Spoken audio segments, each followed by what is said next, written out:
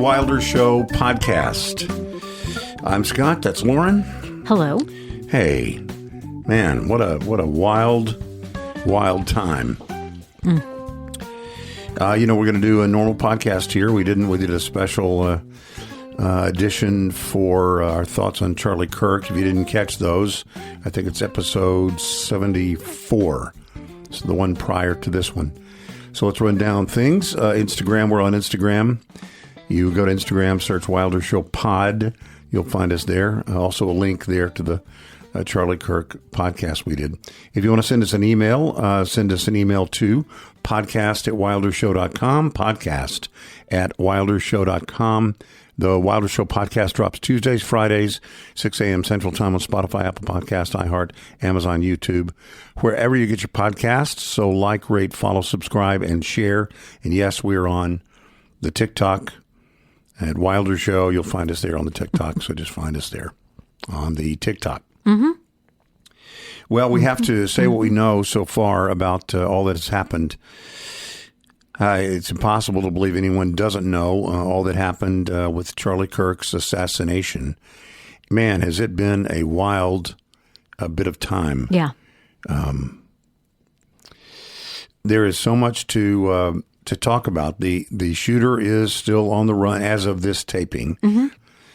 The manhunt is still out there. There's much speculation about who the person is and why he did it and all this. There were words etched in the ammunition. Yes. And in the rifle. Mm-hmm. The rifle was a 30-06 Mauser, which is a bolt action long rifle with a scope. They found the weapon in the woods as he was fleeing. He got rid of that. Interestingly, obviously, I think most people know there was only one shot. But not only that, the casing for that round was still in the rifle. He did not eject that spent round. That casing was still in the Mauser, still in the 30-06 rifle, along with 3 other rounds.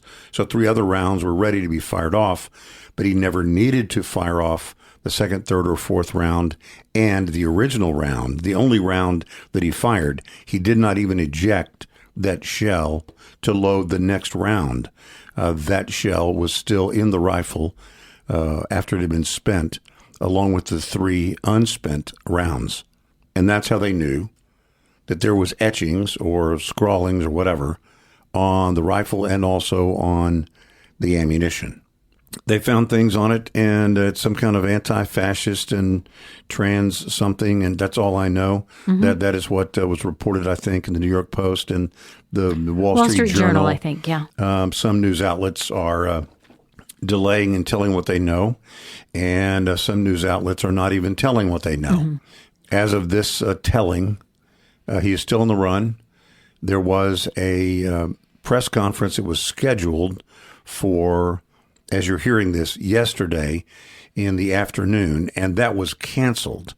And we were even talking about this as it was canceled. And I said, that probably is good. That's probably good news that it was canceled, because that probably means that there is more information they want to report, but they don't want to put it out there then, an hour and a half later do another one. Have to do another one, yeah. So much will be known that we don't know at this moment. Much will be known perhaps even by the time you are listening to this. So this is being taped at 2 o'clock Pacific time on Thursday. And they found, I'm sure you know by now, they found a palm print, a forearm print, and a shoe impression that I suppose is helpful. And then the FBI said originally they would not be releasing the picture of the suspect. But if we need to, we will. And then a couple hours later, it was released. You could think that means they need help. They need the people to find this guy. Yeah. And it might mean that.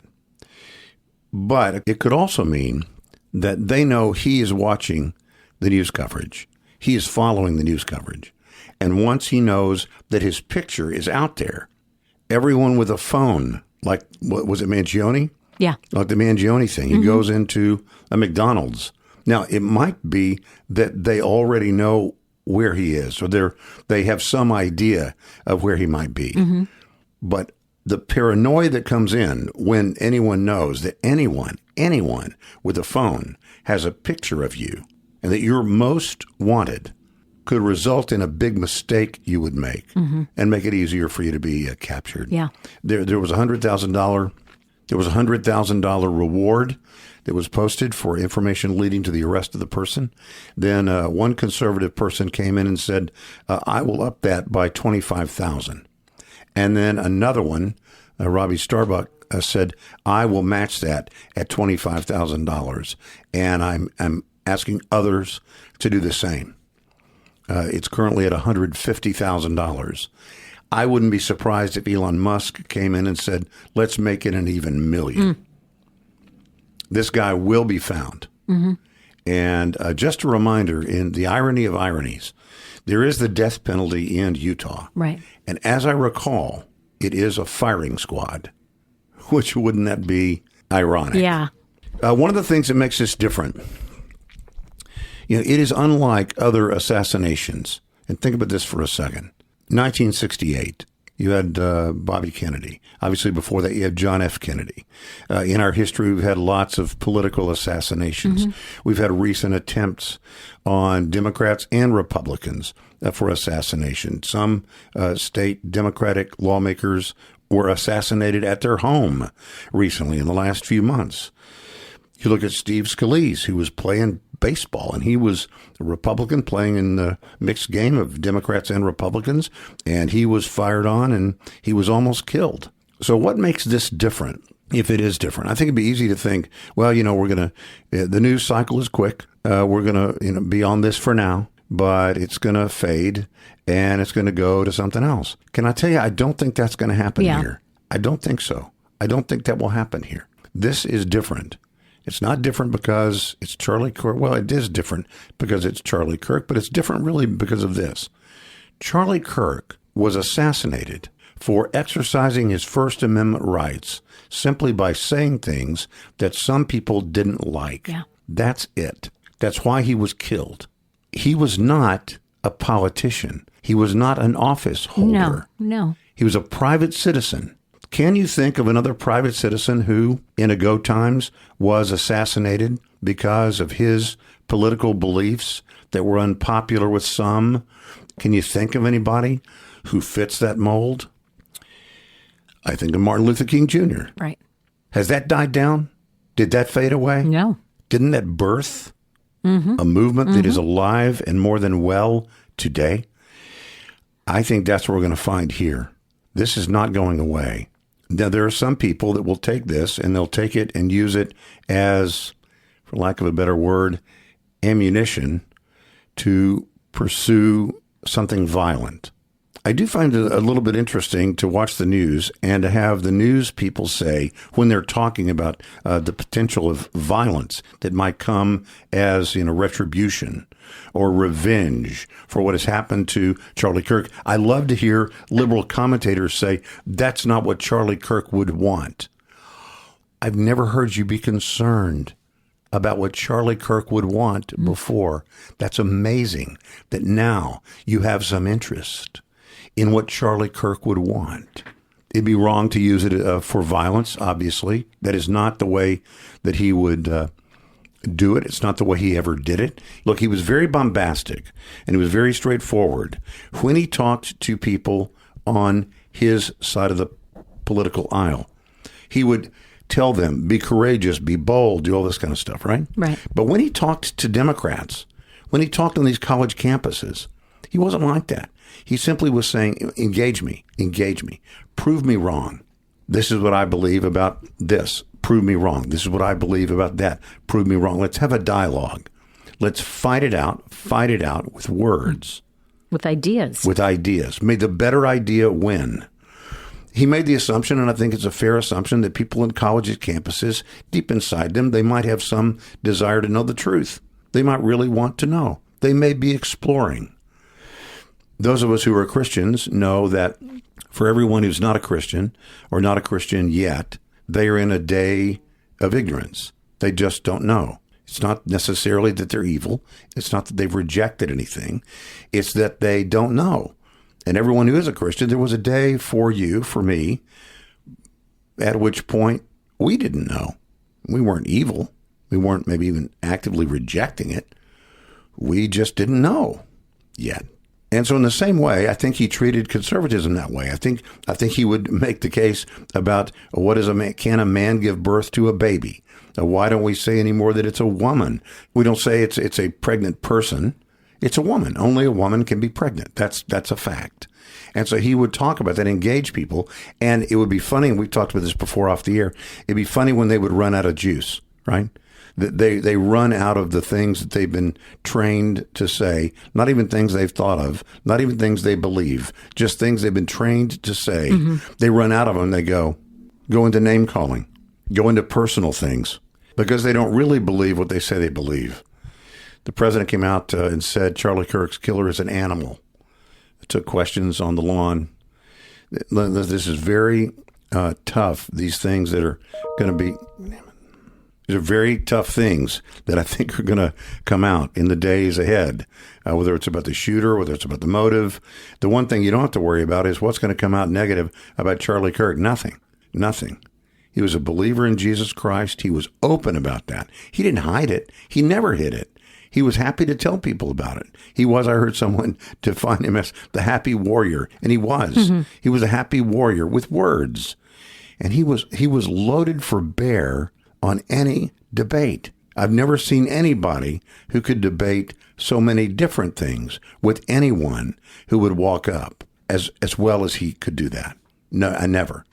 J.D. Vance is on the ground as we're taping this, on the ground in Utah, picking up, receiving the body of Charlie Kirk, and then transporting the body along with Charlie Kirk's widow, Erica, and his two sweet kids back to Arizona aboard Air Force Two. One little side note. There are those who say that it was Charlie Kirk that convinced Donald Trump that he could trust J.D. Vance. That J.D. Vance, who had been really anyone but Trump at one point. Opposed to Trump, opposed to Trump at the very least at one point. It was Charlie Kirk, as the story goes, that convinced Donald Trump, no, J.D. Vance is the real thing. He really is on your side. He really does believe in you. He has sort of come back into the fold. I think he'd be a good pick. So there might not be a Vice President J.D. Vance had it not been for Charlie Kirk. Now, I'm not saying that's why J.D. Vance is delivering his body back home to Arizona on Air Force Two, but just a little side note. Charlie Kirk was viewed by the president as like I guess he has three sons, right? Fourth son. He thought of Charlie Kirk as like a member of his family, not just a member of his White House family, but his actual family. The president has ordered flags at half-staff until the end of the day on Sunday and has said he will award posthumously the Presidential Medal of Freedom, which is the highest civilian award a president can award, to Charlie Kirk. We have to talk about 9/11. I mean, as we're sitting here, it's September 11th, and all that comes with that, and watched today. But boy, isn't it crazy to have two huge stories sort of competing for airtime or for, attention, brain space. Yeah. Our own brain space. But I mean, I've been genuinely sad since this happened, and I haven't even listened to the podcast we put up. I saw some comments. They were like, "Man, I've never heard you in all these years be that emotional." And obviously, I'm sad for the loss of Charlie Kirk. I'm sad for his family. I'm sad for his wife. But I got to tell you, there's a deeper sadness about it. I'm really sad for our country. I mean, I don't know. I genuinely don't know where we go from here. I don't believe it's going to be good. I think it will birth lots of people who will be inspired by Charlie Kirk and will want to tell the truth as they see it. Some of them will be well suited to do that, and probably many of them will not be. That we're not all a Charlie Kirk. I do have some concern that violence is in the offing. That's not me inciting it. I think people have reached a tipping point on what they're willing to take. They're not going to take it anymore. It's the old movie, Network. Stick your head out the window and say, I'm mad as hell, and I'm not going to take it anymore. I think many people have reached that point. You know, it's one thing when we're talking about policies. It's one thing we're talking about laws. It's one thing we're talking about sort of the ethereal. But when we're talking about what happened to the girl in the train, yeah. Also importantly, the way the media treated that or didn't treat it, where you didn't see it until they were forced to show it. They didn't want to run it until they could find a way to say, yeah, this guy has mental problems, and really, North Carolina is last in the whole country on taking care of people with mental problems. And that was made even worse by what the president did, sort of eviscerating, they said, Medicaid. And so this guy he was a hurting guy, and the system let him down, and hurt people. Man, I'm telling you, right then, people's heads, reasonable people's heads, were exploding. And when this thing with Charlie Kirk comes right on the heels of that, I know there are people that are quite simply done. They're done. They'll still vote. They'll still obey the law. But their desire to mollycoddle the other side, to say, well, maybe there's more. I don't really know everything. Nobody knows everything. Let's wait till we find out a whole bunch of things before we come to any conclusion about this shooter. Let's just wait and find out more. Maybe there's more that we just don't know.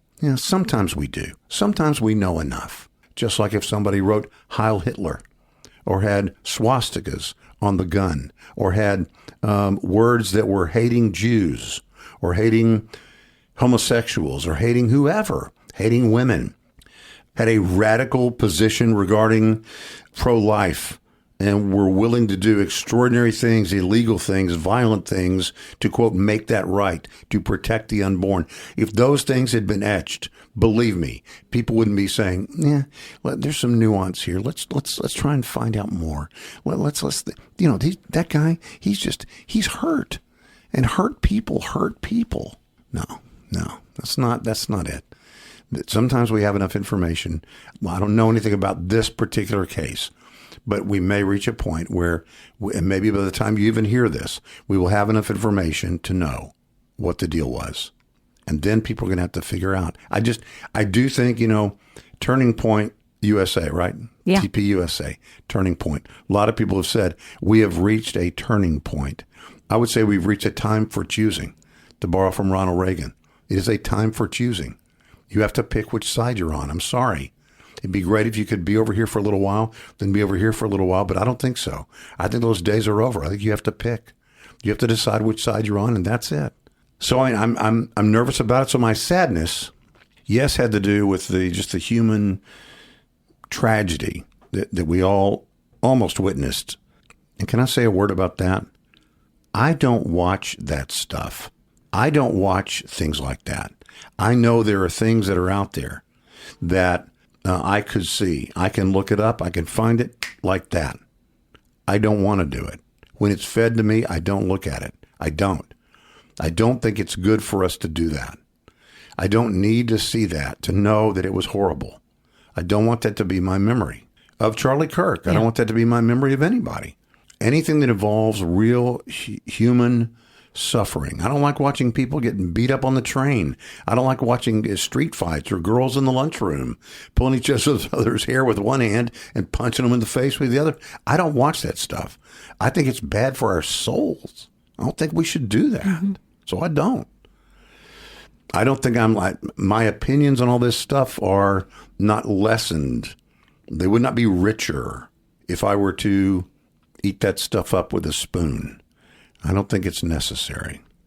There will be conspiracy theories that will come. The longer we go before this person, guy, whatever, is captured, there will be conspiracy theories. I've already seen some of the things. I'm not even going to add what they are. There is some stuff that is really interesting that I can't explain if these things are genuine, if the videos are genuine. But here's all I know. Charlie Kirk was innocent. Charlie Kirk should not have been murdered. Charlie Kirk was assassinated by someone that was motivated for whatever reason. That person needs to be caught. That person needs to be tried. And if guilty, convicted. And if convicted, be given the full measure of the law with extreme prejudice. That is what needs to happen. And I hope that is what happens. I don't want it to reach a point where this person takes their own life. I want them to live. I want them to survive, to have to let society do what society needs to do. And the governor of Utah has made it clear that is what he wants. Right. He wants to pursue the death penalty. They have the death penalty in Utah, and they will pursue it if they find him, and I believe they will find him. It's heavy. And again, if you wanted to know our immediate thoughts, we did put a special.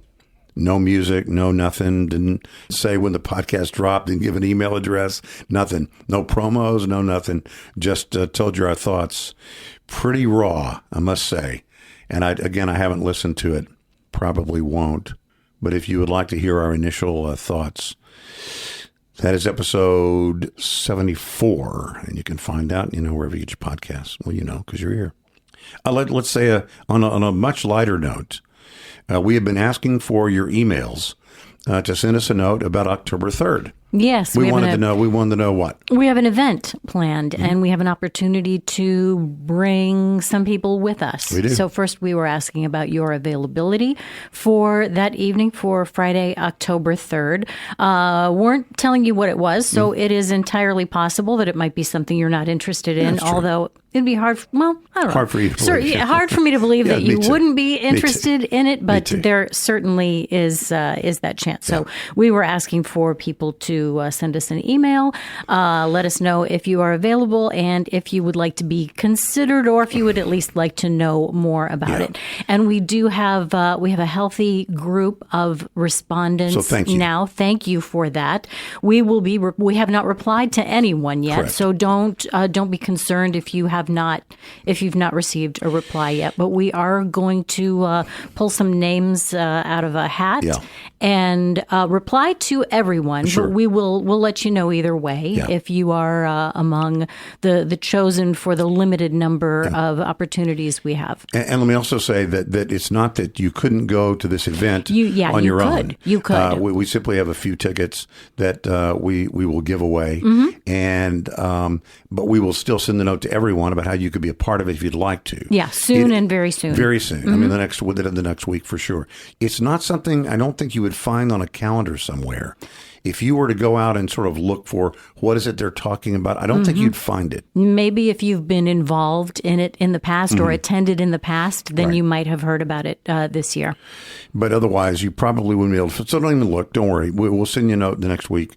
We look forward to it. It's going to be good whether you pony up a couple of bucks and join us in that way, and you're welcome to do that. Or if we have the ability to include you in our very small gathering. It's not like we have 50 tickets or anything. We have just a very small number, but we're excited to invite you and spend some time with you. And even if you are not among those very few, we would still love to have you come out and be a part of it. So we'll tell you more about that in the days ahead. Oh, it is time for Scattershoot. Let's go.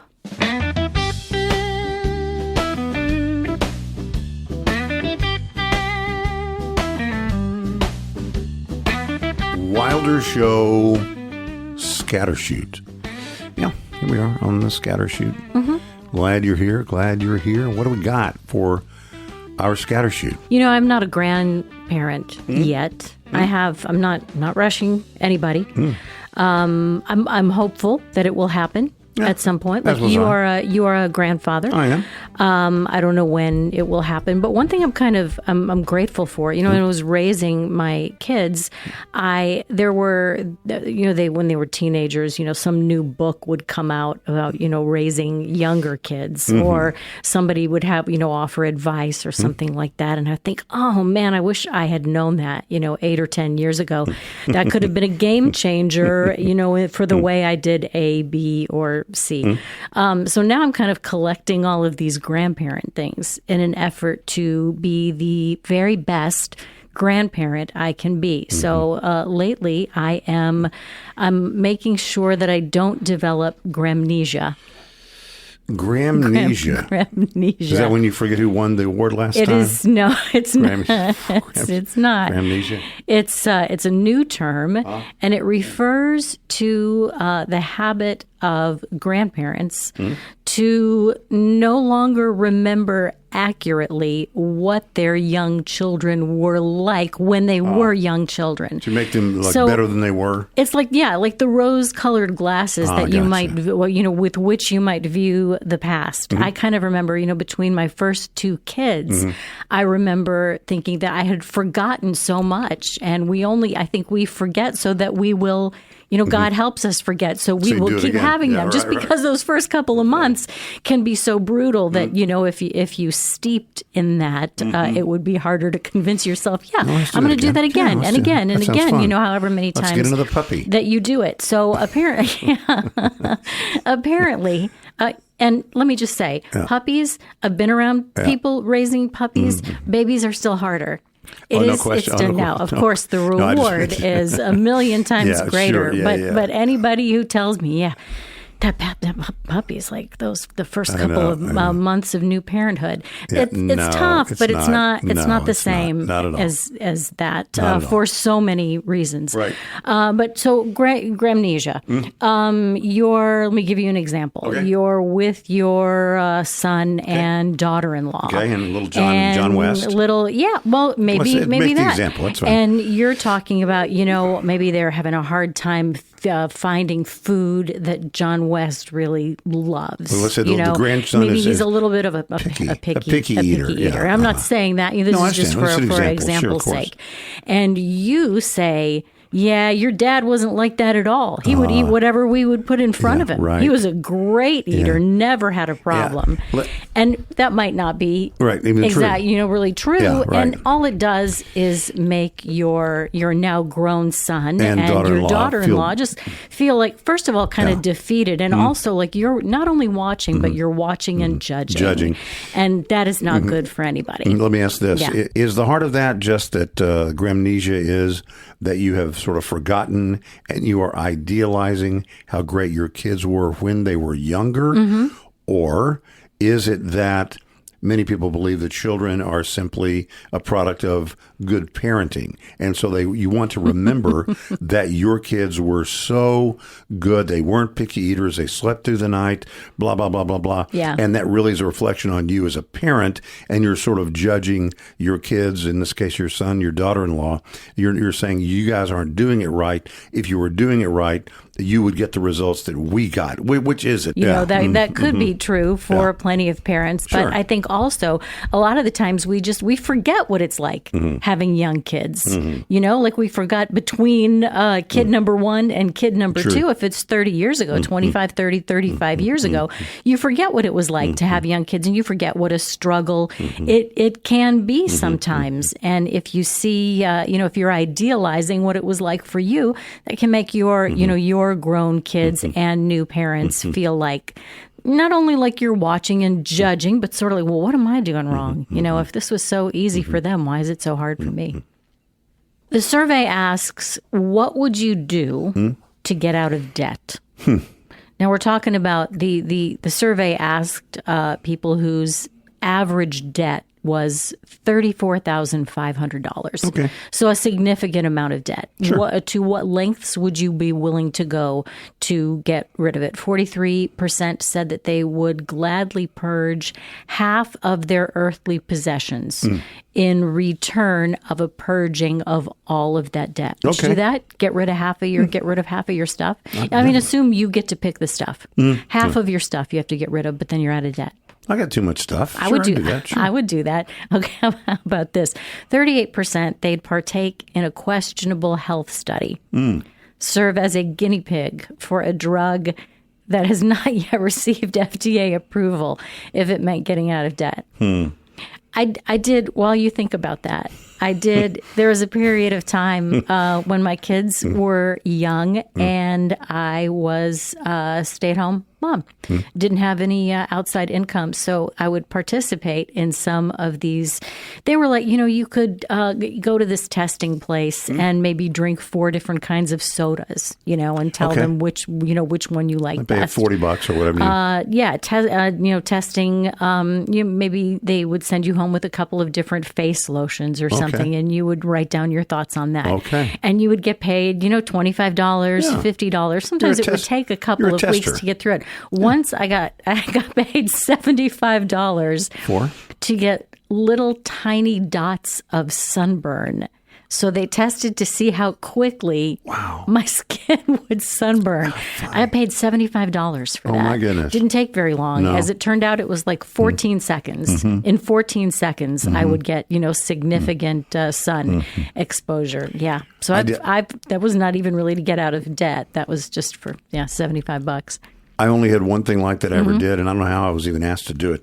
I went down to the convention center, and it was an automobile thing, and they didn't tell you who the maker was. Yeah.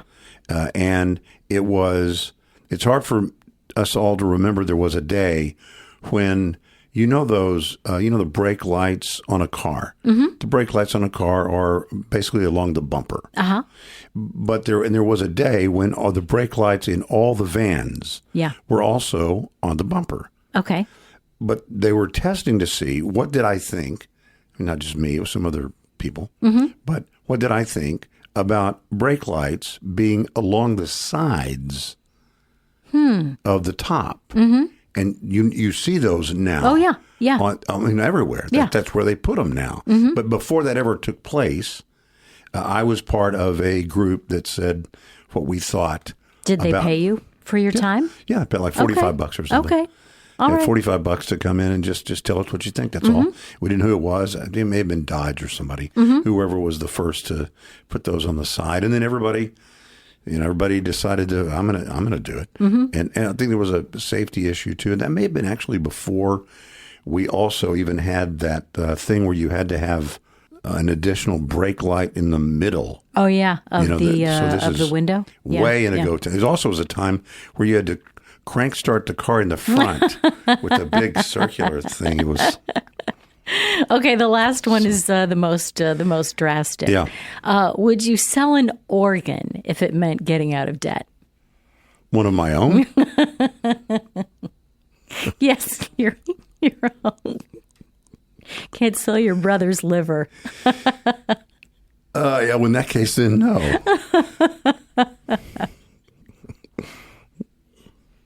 The Girl Scouts of the USA have officially announced their newest addition to the cookie lineup for 2026. I like the tagalongs. I like the do-si-dos. Yeah. I like the trefoils. Trefoils are good with like just a cup of coffee. I think those have been around. I think I might have sold those. So I like those. So the do-si-dos, the tagalongs, the trefoils, obviously thin mints. Thin mints, you gotta love the thin mints. Samoas are good. I know I sold Thin Mints. And I like back when we had to crank the car to get to the distribution center. And I like the lemon ones. The lemon ones are pretty good. I'm not really big on lots of sweets, but I'll get the Thin Mints have a good little taste, and the lemons are good, and the trefoils are good. They're kind of plain, like me. Well, the new ones are called Explore Mores. Explore more. What's in them? 3 flavors. Okay. It's a chocolate sandwich cookie. Okay. And it's filled with a combination of chocolate, marshmallow, and toasted almond flavor cream. So it's got kind of a Rocky Road, vibe. Like a Rocky going Road for it. s'more. It is kind of like a Rocky Road s'more. Is the cookie a chocolate cookie, does it say? The cookie is the sandwich part of it is the chocolate, chocolate cookie. Okay. Yeah, chocolate sandwich cookie, and then inside there's more chocolate. And the marshmallow, the marshmallow cream. I like marshmallow.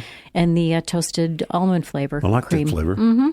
Yeah, I'll look that's one forward of to them. that. What's the other one? Well, that's the only new one. They are getting rid of 2 of them, though, which kind of, they're getting rid of the s'mores cookies. That's okay. They're replacing it with this. They're replacing it's it with okay. something, something really similar else? that really sounds kind of good. And Toastier? What's Toastier?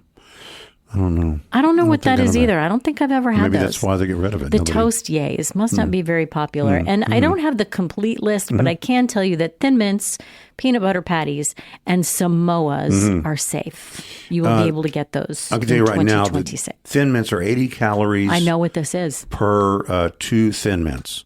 It's only 2? Oh, I was remembering more than that. But I always thought that that's totally the wrong way. You're supposed to put the calories per sleeve because that's the way. That's a real serving. Yeah, that's the way you know. Yeah. The real serving is in the box. There are 2 sleeves, and so there would be how many servings? 2. And how many calories? A bunch. Wasn't that your that was your stockpile for Y2K? Yeah, for Y2K, I had the only thing that I didn't get lentils. We got water. There was and Thin water Mints. for powdered milk. That's right. Water. You had water and powdered milk. Powdered milk, and Thin Mints. Who would need more than that? But of course, actually, it turns out, yeah, nobody needed anything. I know. So just to remind you, thanks for the emails. You can always email us. But thanks for the emails regarding the thing that we had told you about on October the 3rd. And we will be in touch. And if you still like to know more about it, you send us an email if you want to. Or for anything else, you can send us an email. Podcast@wildershow.com. Podcast@wildershow.com. Instagram, you find us on the Gram. Search Wilder Show Pod, and you'll find us. The Wilder Show podcast drops Tuesdays and Fridays, 6 a.m. Central Time, wherever you get your podcasts, including YouTube. And so like, rate, follow, subscribe, and share. And we're on the TikTok, and you can find us there. Just search Wilder Show or Wilder Show Podcast. You'll see it there on the TikTok. So there you go.